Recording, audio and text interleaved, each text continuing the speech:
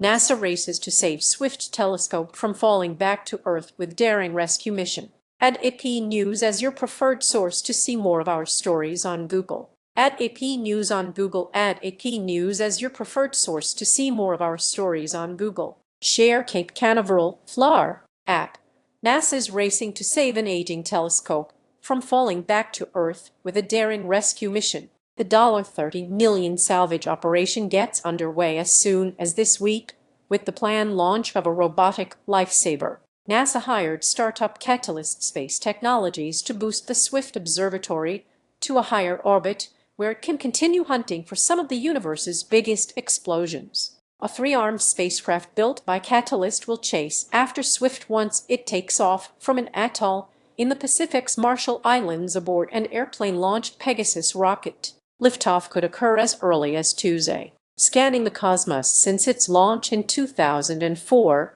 Swift has been sinking faster and faster because of recent intense solar activity. It needs to get to a higher, more stable orbit as soon as possible to survive. NASA Hubble Space Telescope, also at risk, could be next. Like Swift, Hubble is losing altitude as the sun erupts with one flare after another. Katalyst Space CEO Gani Lee said his company's next-generation robot, still in development, could save the day for the much bigger Hubble in a couple years. Only China has attempted a mission like the upcoming one, successfully boosting a satellite into a higher graveyard orbit 4 years ago. This is the first American space robot to go up and do anything like this, Lee told the Associated Press. NASA has all these big senior observatories, so all of them can benefit from a service like this. So what we're proving with this mission is this is a new play in the playbook that's available. Read more. It will take Katalyst's autonomous spacecraft, named Link,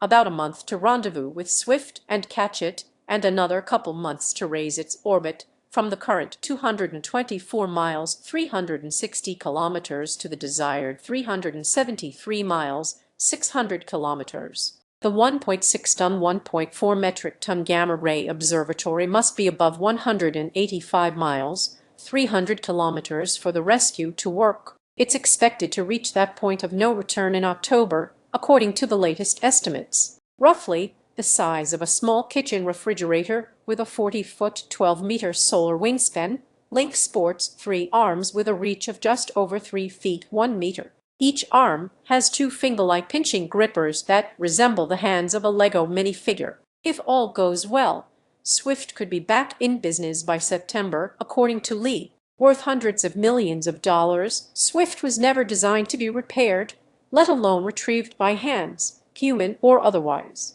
That's what makes this so challenging, according to company officials, who stress there is no guarantee it will work. NASA signed a contract with Katalyst last September with only 2 requests. It has to be a rush job, but please don't make things worse. 9 months later, the company is ready to rumble. I have to be honest. No one thought it was going to be possible. No one thought we would get as far as we've already gotten today, said Sean Goldman, NASA astrophysics director. NASA has bought a little more time for Swift, turning off all scientific instruments to slow its descent. Observations ceased in February. NASA Science Mission Chief Nikki Fox said it's worth the effort. If we let Swift re-enter, we would lose that telescope.